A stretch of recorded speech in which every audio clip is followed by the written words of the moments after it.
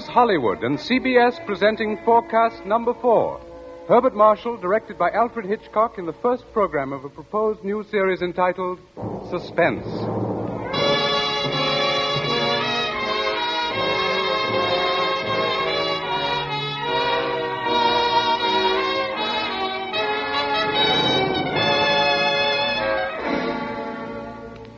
Tonight's Forecast program, ladies and gentlemen, represents the ideal form of collaboration. Mr. Alfred Hitchcock, brilliant English director of such outstanding motion pictures as The 39 Steps, Rebecca, and Foreign Correspondent, was eager to create a very special type of radio drama, the suspense story. As narrator and star for his production, he thought at once of the distinguished actor with whom he had been associated in countless British film successes, Herbert Marshall. Mr. Marshall suggested that they dramatize a certain favorite story of his. And that story happened to be the very one Mr. Hitchcock had had in mind. Mrs. Belloc Lowndes' classic in Chills, The Lodger.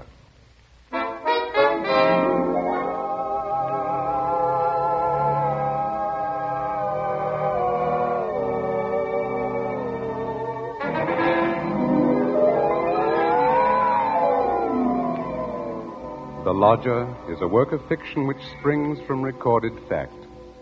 A story which begins in the year 1888 in London. A London terrorized by the fifth in a succession of recent murders. It was believed that these deeds were the work of one person, a tall, gaunt figure in a black Inverness cape, carrying a small, narrow bag. That meager description, provided by a highly unnerved witness, was the sum total of all that was known of the murderer. It was enough, however, to keep alive and alert the interest of all London, of all those in fine quarters and all those in small, grimy houses, as, for example, Ellen Bunting. Ellen was no different from all the other middle-aged housewives dwelling in the great city's squalid Whitechapel district. She knew all the known facts of the case. As Herbert Marshall will tell you, Ellen knew it was quite proper to refer to this wielder of the knife as the Avenger.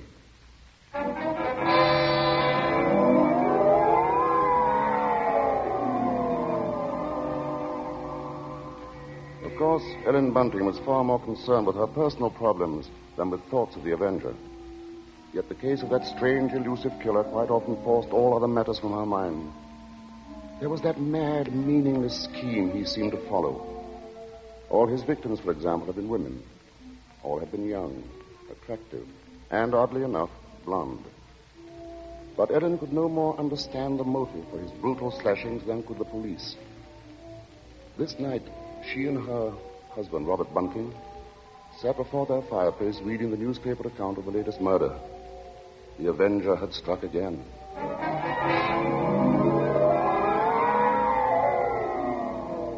As Ellen expressed it, he might be anybody. He might be the fellow you pass on the street. It's a terrible thought. Yes. If only the police had something to go on. It looks like that Avenger's just too quick for him. Look, it says here that this girl he got last night was like all the others. Pretty, blonde, and, let's see, described by her friends as a very light-hearted girl. What a pity. Did you ever stop to think who fits that to a T? In fact, fits all those girls? Why, my own Daisy. Oh, that's a horrible thought. Well, maybe it's a good thing she's with her aunt, then, instead of here. London ain't a safe place for any girl right now. Just the same, I can't help thinking how fine it'll be to have her back in. Now, Bunting, you know that Daisy seems just as much my own daughter as she is yours. But I'm telling you, there's no sense even thinking about having her back right now. We just can't afford it. Oh, I know that, Ellen. Only, well, maybe we could manage it some way. How? Haven't I scrimped myself half crazy trying to keep us going? But you don't care about that, do you? No, your Daisy's more important to you than I am. No, Ellen, that don't sound like you. I can't help if it don't. What are we going to do? Tell me that. We'll get along, dear. Something will turn up. Oh, we haven't had a lodger for months. Nobody even comes to look at the room anymore. Yes, but things will work out, Ellen. Oh, they ain't never going to work out. Soon we won't even have a roof over our heads and... Oh, I'm sorry, Robbie. I didn't mean to take on so. Oh, I know, dear, I know. It's all right. Oh, I didn't think it. It's just that I've been so worried. Well, don't you go worrying another second, old girl. Why, first thing you know, you won't be pretty anymore. You'll have your face all wrinkled. Now, see here. Now, come on, now, let's see a smile. Come on, just have one smile for me. Just alone. one smile like you used to, eh?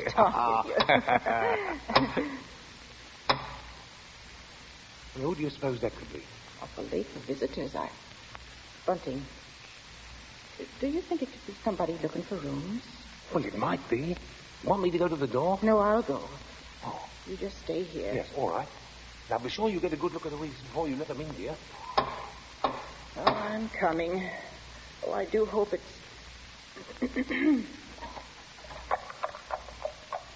Yes, sir? Is it not true that you let lodgings? Yes, sir. Won't you come in, sir? Thank you. Could I take your cape, sir? There's no need. Now, I'm looking for a quiet room. It must be quiet. Oh, we have that, sir. Above all, our house is quiet. Your bag, sir. May I take it? No, I'll hold it. You'll be so good as to show me the room, please. Oh, yes, sir. It's right up these stairs, sir. This way. Thank you. You see, sir, there's just my husband and me here, and we're ever so quiet, and I'm sure you'll find this room to your liking, sir. Here we are. Now, I'll just light the gas. There. Mm-hmm. Very good. It is pleasant, isn't it, sir? And there's not many rooms with such pretty pictures, are there now? We've had them in the family for years, sir, and... Pictures interest me very little. You see, what really impresses me about the room is the very simplicity of it, the bareness. Yes, sir. It's not at all crowded, is it? It will be quite suitable, Mrs. Bunting's. Mrs. Bunting. You see, I could do a great deal of studying in my book here, the Holy Bible. Yes, sir. Please, sir, let me help with your luggage. No, don't touch it.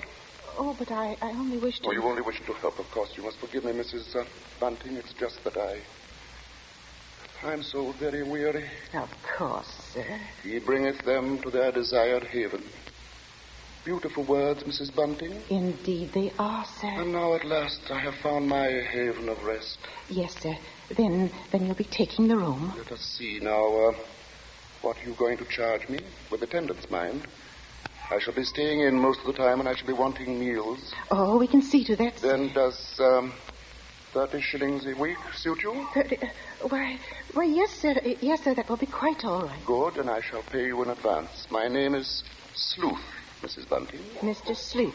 Sleuth. Think of a hound, Mrs. Bunting, and you'll never forget my name. 23, 4, 30 shillings. Thank you, sir. And I think I should enjoy a little light supper now, Mrs. Bunting. Bread and butter, perhaps. Could you arrange that? Oh, certainly, sir. I'll do that now. And if you'd be requiring any beer or spirits... Certainly not. Oh, sir. What did I say? I thought you understood me, Mrs. Bunting, and I had hoped that you and your husband were abstainers. But we are, sir. We don't keep nothing about. I would have had to go out and... Of course. Oh, I'm sorry, Mrs. Bunting. I fear I spoke sharply. I don't wish you to think me rude. After all, you've been so kind, considerate. I hope I know a gentleman when I see one. Thank you very much. Now, I'll just hurry with your supper.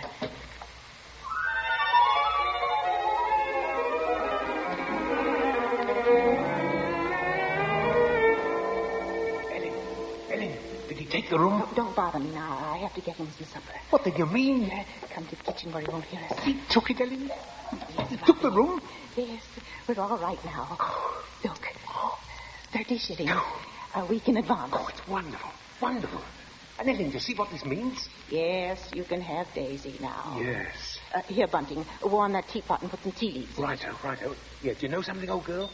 We're not going to worry too much about Daisy being in danger of that Avenger fella. Whatever do you mean, Robbie? Well, she's not a girl who takes a drink, you know. What's that to do with it, please? Oh, something I read in the paper while he was upstairs with the gentleman. They just found out that every one of the Avenger's victims had been drinking. They figured he must be some kind of a rabid abstainer. What a peculiar chap. Now hurry, Bunting, please. Yes. Two thoughts only governed Ellen's mind. The lodger's light supper and her own good fortune at having such a lodger. Mr. Sleuth was an eccentric sort, but then he was such a gentleman, so quiet, so very religiously inclined. She started up a staircase to Mr. Sleuth's room, her husband at her side. Won't know how to be safe, though, once Daisy's back in London, eh? We'll see she stays closer than the house. Well, I'll be downstairs. Hurry up with his supper, old girl. She has cast down many wounded from her. Gay men and strong men have been slain by her. Come in. And to know the wickedness of folly. Why, Mr. Yes? What is it? Those pictures. Those pretty girls. You've turned all their faces to the wall.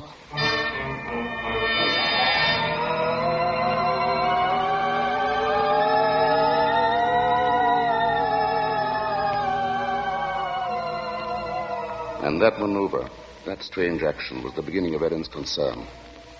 Soon there came to her a recollection of the black Inverness cape, the small, narrow bag, the urgent matter of alcoholic drink.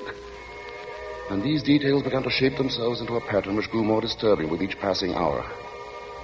The day following, the lodger did not leave the upstairs room once, nor did he leave the next day. And the oddness of this took its place in the pattern. Then, too, the approaching arrival of Daisy, her stepdaughter, added to her concern.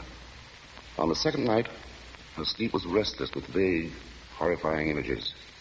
And so when she heard the first stealthy footsteps outside her bedroom, she was instantly awake.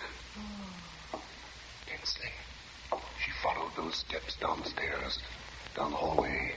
She heard the front door open, and then click shut. Utter stillness fell upon the house. And outside the streets were so silent she could hear distinctly the clock from a church tower a mile away told the hour. In her troubled frenzy, she pictured a lone figure plodding through the deep fog, moving quietly, stealthily, stalking, searching, finding.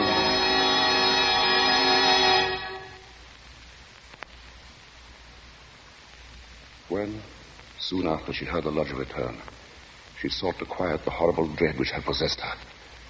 She assured herself that Daisy's arrival that day was no cause for alarm.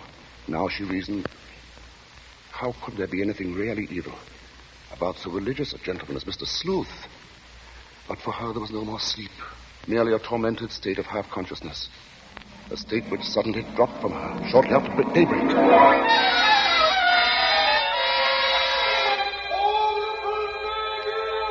Horrible murder. That was the piercing scream of a newsboy far down the street. Ellen Bunting heard the boy cry out the Avenger's latest stroke, made during the night.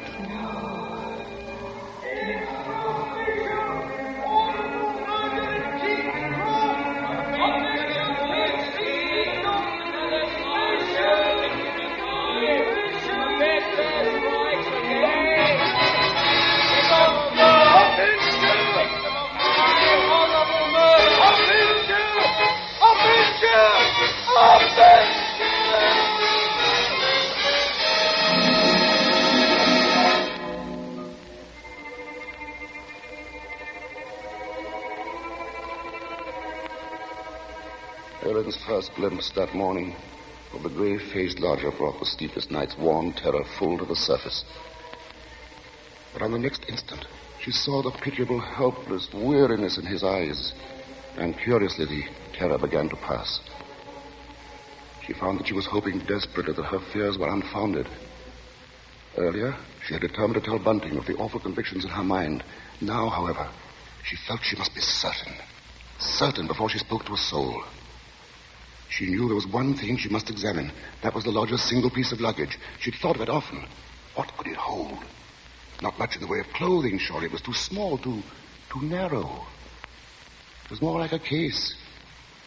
A case for a knife. It was along toward noon that Ellen found her opportunity to search the lodger's room. Soon after Bunting left to meet Daisy, Mr. Sleuth himself walked from the house. Ellen watched the tall, thin figure in the black Inverness cape disappear down the street, and then she rushed upstairs, into the room. Quickly, she moved to the closet. It was no different from what it had always been, utterly empty. She found nothing under the bed. She went then to the chest of drawers against the wall. She opened the top drawer and found inside nothing but a frayed shirt, 2 handkerchiefs. The next drawer, underclothes, socks. The next empty. There remained then only one possible place for the small, narrow bag, the bottom drawer, and it was locked. Tugging at the drawer, she heard suddenly the opening of the front door downstairs. Panic-stricken, she rushed out of the room and down the hall to the head of the stairs. Upstairs, Ellen? Ellen, Daisy's here.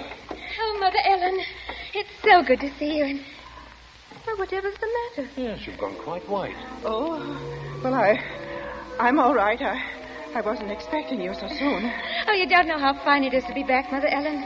Oh, the country's all right in its way, but there's nothing like London now, is there? No, there isn't. But as long as that Avenger's about, I can see we're going to have to do something about these blonde locks, eh, Ellen? Oh, don't worry about that. I'll dye 'em maybe, or just pin 'em under my hat. Daisy, I might as well get you settled. Oh, now, Father, isn't that just like her? She's straight to the point, and no point. Well, I'll bet a sixpence you'll have a dust cloth in your hair before you've got your coat off. Mr. Sleuth.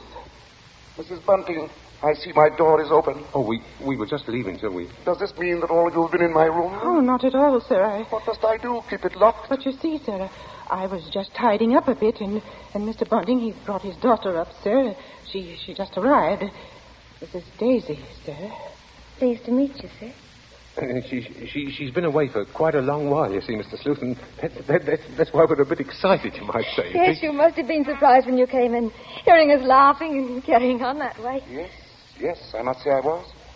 However, Miss Daisy, there are all types of joy, are there not? Yes, I'm sure there are. The despicable evil joy of the abandoned and the divine happiness of the blessed. A vast difference, that. You do understand me, don't you? Why, yes, sir.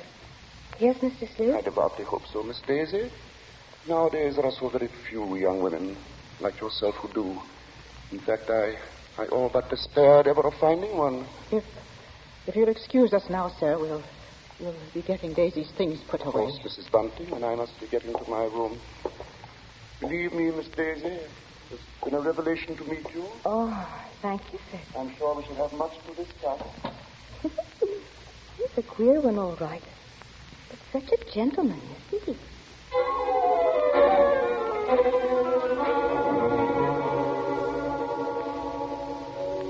At that moment, Ellen had been determined to pour out her terrible knowledge, and then the moment passed by. She told herself that perhaps the past few days had been nothing more than a grim illusion, a tormenting play of imagination.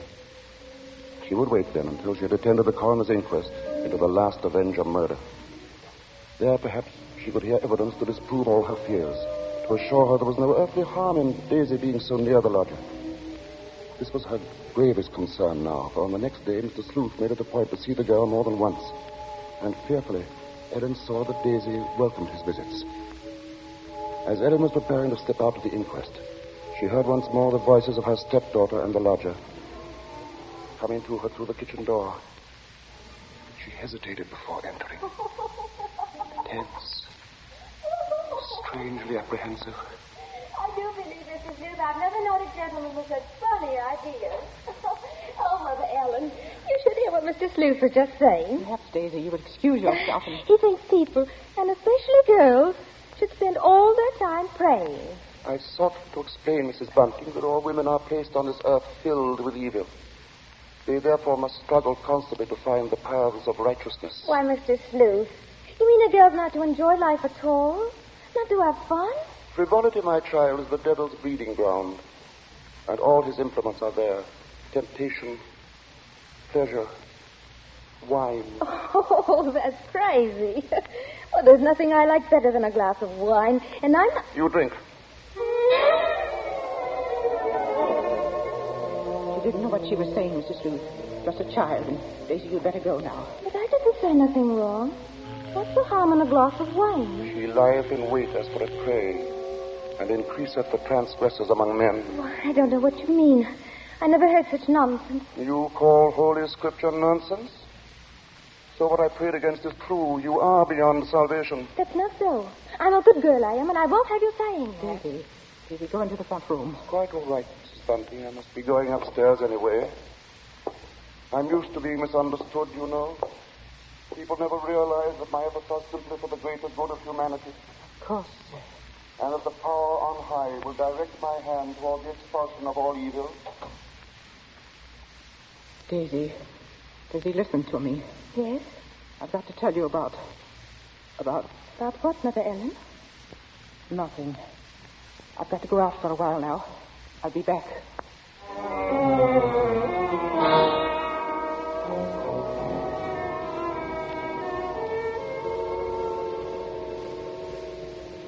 The moment to reveal the secret horror had come again and passed. Ellen's sudden recollection of Mr. Sleuth as he stood in the doorway had overwhelmed her. She must give him this last chance, this last frantic search for disproving evidence, this trip to the inquest. If that chance should fail, then she would tell Bunting or the police. So with the knowledge that Bunting was left in the house to look after Daisy, she boarded the underground train bound for the coroner's court. But as the train pulled away from the station, a new torture came to her, began to mount in her mind. It was the sudden realization that provided Sleuth was the murderer, she was equally responsible for his crimes. She had been giving him protection. If anything should happen to Daisy, she would be equally guilty. Fully as guilty as the Avenger.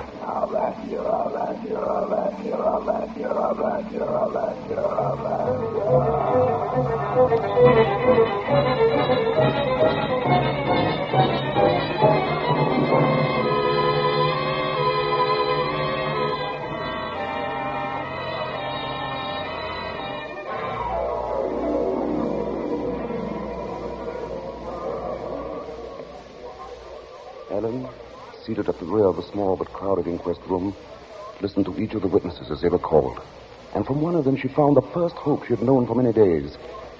This witness lived next to the alley in which the Avenger had committed his crime that night. She had seen him from her window, and the man she described in no way resembled Ellen's lodger. But in another moment, Ellen's hope was swept away. It was pointed out that the fog had been so heavy that night that the witness could not possibly have seen the murderer from her window. She left the stand, replaced by a Mr. Cannot.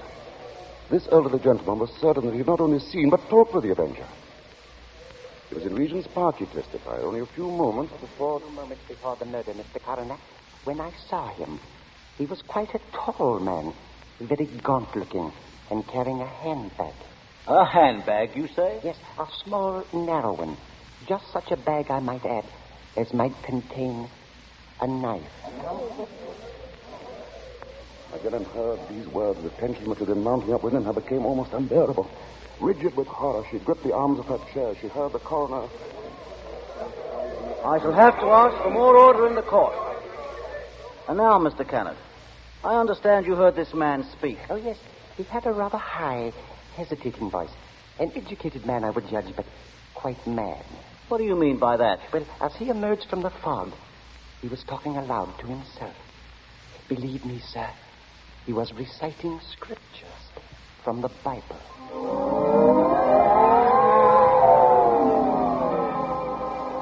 Scriptures from the Bible. Horrified, Ellen rose from her seat, only half hearing the confusion about her. Are you asking us to believe, I would say, Mr. Kenneth, that the man we're looking for would be least of all a religious man? And that's where you're in error, Mr. Coroner. The religious note is the very key to the case. Very interesting. That'll be all, Mr. Kenneth. Just a moment, sir. Don't you understand? The man you're after must be a religious maniac. That's the only explanation possible. You will please stand down. The court was dismissing the very truth. Ellen knew that now. She would no longer keep silent. Her hands shot forth and she screamed. I want to say... Ellen Bunting, on the verge of speaking, had fainted. And then, when she was revived a few moments later, she said nothing. Her brain was in too great a turmoil, her nerves too shocked. Like one in a dream, she allowed herself to be led from the courtroom. The voices of spectators were only vague sounds to her. She was going to say something. Yes, it was hysterics, eh? Yeah, that bit about the knife. Yeah, the knife. The knife. The knife.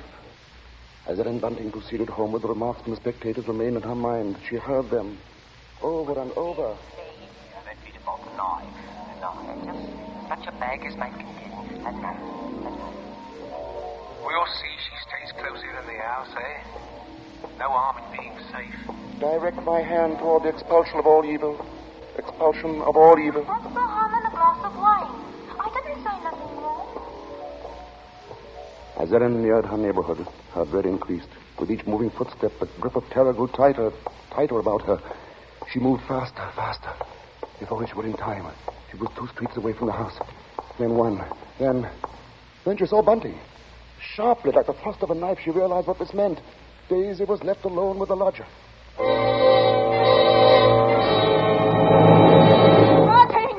Bunting!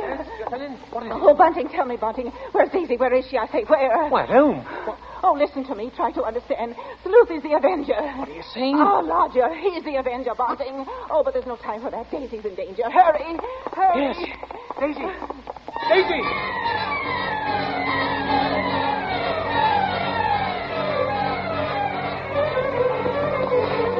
Here we are, Bunting. Here we are. Daisy! Oh, Daisy! Daisy, where are you? I'll look in the kitchen, Bunting. You try the sitting room. Daisy! Daisy! Where are you, Daisy? Answer me, Daisy! Oh, Try the bedroom. she's not here. What about the dining room? Look, she's not there. She's not downstairs. Then there's just his room.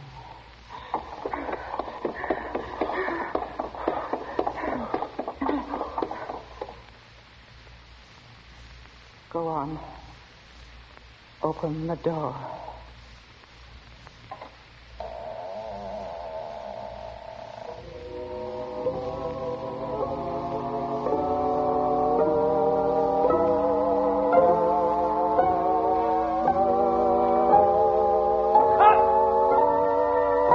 Okay, Mr. Hitchcock. Crack, cut, and clear. Did you say cut? What's the idea, Hitch? I've a few more lines to do. As Mr. Marshall, the narrator, you have. Not as Mr. Sleuth, the lodger. Hitch, you can't stop the play right here. It isn't fair, you know. Why isn't it, Bart? What more is there to say? But Mr. Hitchcock, won't people want to know what Bunting and me found in the room? All right, Ellen. What precisely did you find? Well, nothing, sir. There. You see? Nothing. No lodger, no Bible. And that locked dresser drawer. What about that? We unlocked it, sir. And what was in it? Nothing, sir. You are certain, Mrs. Bunting? Oh, you gave me quite a turn, Mr. Mr. Marshall. Yes, sir, I'm sure, sir. There was nothing. Oh, begging your pardon, Mr. Hitchcock, but don't you think we'd better just mention about Daisy? I don't know, Bunting. What do you think we ought to say? Oh, just that the reason she wasn't in the house when Ellen and me got there was, well, she'd gone out for a walk, that's all. Did she enjoy it? Oh, very much, sir. Made it to King's Cross and back in just under an hour, sir. Splendid time, Bunting. Well, there you are, Bart. There's the story. Now, wait a minute, Mr. Hitchcock. You can't do that. That's not the story. Of course it's not. Now, look here, Hitch. Here's the fellow who composed and conducted all our music, Wilbur Hatch. He wants to know about this, too. Everybody does. All right, Bart. What is it they want to know? What became of Mr. Sleuth? Oh, him. Why, he left that afternoon. They never saw him again. And now I think we ought to say something about the Columbia Mr. forecast Hitchcock, so far. sir, will you please... Stop him, Mr. Marshall. Hitch, listen to me. Yes? What is it? They want to know when the Avenger finally was caught. Oh, well, let me ask you something, Bart. Are you acquainted with Loretta Young? Yes, what's that got to do with it? Well, in next week's Columbia preview series, Miss Young will take the starring role in the drama of an American Red Cross nurse. That's good news, isn't it? Oh, that's great. But now listen, Hitch. You've just got to tell that audience exactly when and how Mr. Sleuth was caught. Caught? Why on earth should he be caught? Why? Well, he was the Avenger, wasn't he? Was he?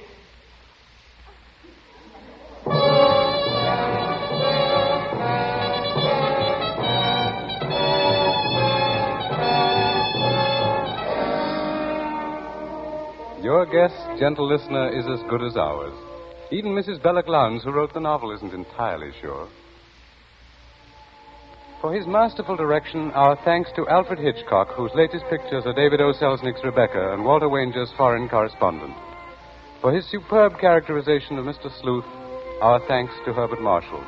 And our thanks to the outstanding British character actor who tonight portrayed the role of Bunting, Edmund Gwen. If you liked tonight's program and want to hear more in the same highly original Hitchcock vein, radio versions of The Lady Vanishes and The 39 Steps, for example, write to CBS and tell us so. Your interest will help bring Suspense to the air as a weekly feature.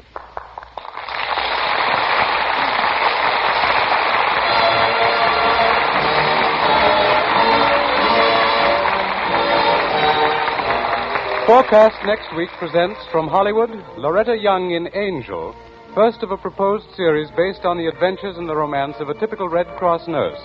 From New York, a new sort of comedy show. Ed Gardner as Archie in Duffy's Tavern, with Gertrude Neeson, Colonel Stoopnagel, Larry Adler, and John Kirby's orchestra.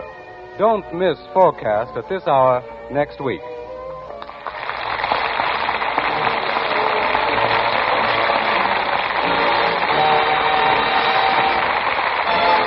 Thomas P. Benson speaking. This is the Columbia Broadcasting System.